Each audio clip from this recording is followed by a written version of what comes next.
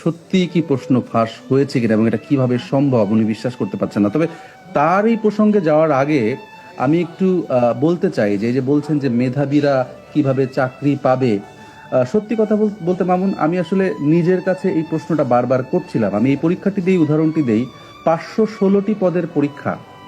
আমরা এখনো পর্যন্ত আহ, এই খোঁজটি পেয়েছি যে ঢাকা শহরের বিভিন্ন স্থানে, গোপন স্থানে পরীক্ষার অন্তত দুদিন আগে বুধবার থেকে বুথ তৈরি করে, সিক্রেট বুথ তৈরি করে সেখানে পরীক্ষার্থীদেরকে নিয়ে গিয়ে প্রশ্ন পড়িয়ে সেন্টারে পাঠিয়ে পরীক্ষাটি দেওয়ানো হয়েছে। এবং আমরা এই সংখ্যাটি পেয়েছি 3 শতাধিক। মানে আমরা এখনো নিরূপণ করতে পারিনি সংখ্যাটি কত।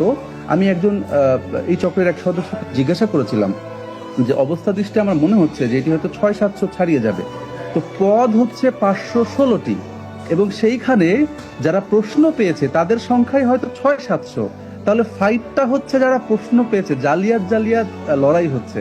আপনি মেধাবীদের লড়াইয়ের জায়গাটা কই? আমি তো সেই জায়গায় খুঁজে পাচ্ছি না। আমি হাসছি, কিন্তু এটা বেদনার হাসি, কষ্টের হাসি। আমার যে সকল বেকার তরুণ তরুণীরা, ভাই বোনরা এই প্রোগ্রামটি দেখছেন, তাদের জন্য খারাপ লাগছে, কষ্ট হচ্ছে যে তারা আসলে কি ধরনের পরিস্থিতির মধ্যে দিয়ে যাচ্ছেন।